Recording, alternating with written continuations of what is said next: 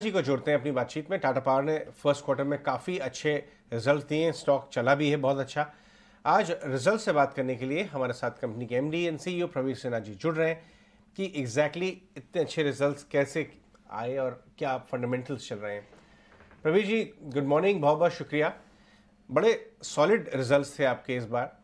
हमें बताएं आपकी एग्जैक्टली हुआ क्या है इस क्वार्टर के अंदर, परफॉर्मेंस को लेके, आपके ऑपरेशंस को लेके, कोल प्राइसेस का कैसा इम्पैक्ट हुआ? इस क्वार्टर में बहुत अच्छा परफॉर्मेंस रहा। इनफैक्ट मैं ये आपको बताना चाहूंगा कि सबका एक्सपेक्टेशन था कि कोल प्रॉफिट्स कम हो रहे हैं, कोल के प्राइसेस गिर रहे हैं।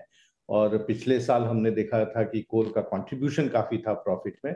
लेकिन इस साल in spite of coal profit not being there, हमारे जो एग्जिस्टिंग ऑपरेशंस हैं उन्होंने बहुत अच्छा काम किया है। और इसलिए आप ग्रोथ देख रही हैं प्रॉफिट में। और ये एक बड़ा स्टेबल परफॉर्मेंस रहा है इस कंपनी का, not with standing the fact कि काफी बड़ा जो कोल प्रॉफिट पिछले साल आया था वो नहीं था। एंड आप आगे देखिएगा कि अगले क्वार्टर में, सब्सिक्वेंट क्वार्टर्स में, ये जो अच्छा परफॉर्मेंस रहा है हमारे एग्जिस्टिंग बिजनेसेस का एंड ग्रोथ बिजनेसेस का, चाहे वो एग्जिस्टिंग हमारे जनरेशन बिजनेस हो या हमारा ग्रोथ बिजनेस है रिन्यूएबल का, या टी&डी का, ट्रांसमिशन एंड डिस्ट्रीब्यूशन का, या इवन हमारा मुंद्रा प्लांट जो है वो काफी कंसिस्टेंटली चल रहा है। एंड इसका जो बेनिफिट है ये हम आगे के क्वार्टर में और भी देखेंगे, बिकॉज ये प्लांट्स और स्टेबलाइज हो रहे हैं, इकोनॉमीज ऑफ स्केल आ रहा है। एंड जो इसके benefits in terms of financial matrix and performance रहेगा, that will be very good in the subsequent quarters. Sinha ji, इस समय जनरेशन के बारे में थोड़ा बताइएगा कि कितनी पावर जनरेट हो रही है, और दूसरा ये including the Mundra plant also. So Mundra अभी सेक्शन 11 में है, अभी 30 सितंबर तक ये वैलिड है।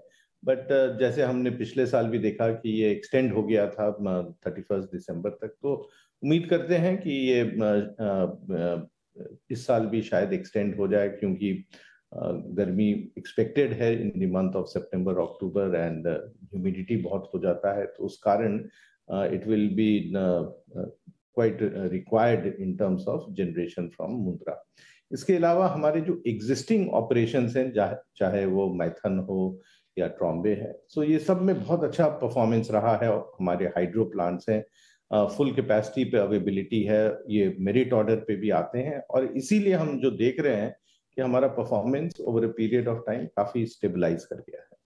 राइट, बिल्कुल मिस्टर सिन्हा, क्योंकि हम मुंद्रा प्रोजेक्ट की बात भी कर रहे हैं, एक आपसे और भी समझना चाहेंगे कि ये जो सप्लीमेंट्री पीपीए कब तक साइन हो सकता है? अगर आप कोई टाइमलाइन दे पाए, इसी साल हो पाएगा, एक क्वार्टर और लगेगा, 2 क्वार्टर और लगेगा, क्या टाइमलाइंस आप शेयर कर सकते हैं हमारे साथ? क्या हो रहा है कि पिछले 1.5 साल से ये सेक्शन 11 पे चल रहा है, so everyone has got used to the idea कि ये सेक्शन 11 पे ही रहेगा। और सेक्शन 11 में भी जब ये चलता है तो ये मेरिट ऑर्डर में रहता है वहां पे, एंड पूरा इसका कैपेसिटी जो है उसको शेड्यूल किया जाता है। So I think people have got used to it. Procurers भी बोलते कि ये सोल्यूशन जो है ये ठीक ही सोल्यूशन है, इसी पे आगे चलते हैं। सो लेट्स सी, यदि एक नेसेसिटी बहुत आएगा तो एसपीपीए बनेगा, अदरवाइज ये सेक्शन 11 पे ही चलता रहेगा। राइट प्रवीर साहब, ये बताइए कि रिन्यूएबल बिजनेस की परफॉर्मेंस अगर हम देखें काफ़ी स्टडी थी, ईपीसी या फिर जनरेशन, लेकिन ईपीसी आपकी जो ऑर्डर बुक थी वो सिक्वेंशियली अगर हम देखें क्वार्टर ऑन क्वार्टर फ्लैटिश थी। क्या उसके अंदर कुछ स्लगिशनेस दिख रही है, या आपको लगता है कि उम्मीद है कि आगे चल के डिमांड बढ़ेगी? डिमांड में स्लगिशनेस नहीं है, बट हम लोग थोड़ा सा अब कैलिब्रेटेड ग्रोथ देख रहे हैं, because we don't want to just take orders at any margin.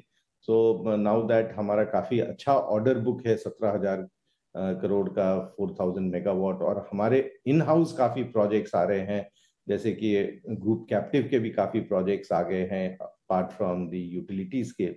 सो हम भी चाहते हैं कि हम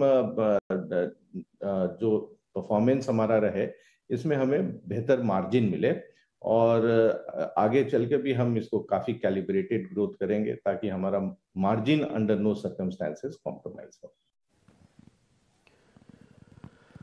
बहुत बहुत शुक्रिया प्रवीर सर, आपका आज समय देने के लिए, बताने के लिए अपनी कंपनीज के बारे में, किस समय ग्रोथ कैसे चल रही है, जनरेशन कितना हो रहा है और आगे चल के एक्सपेंशंस की आपके प्लान क्या है। बहुत शुक्रिया आज समय देने के लिए।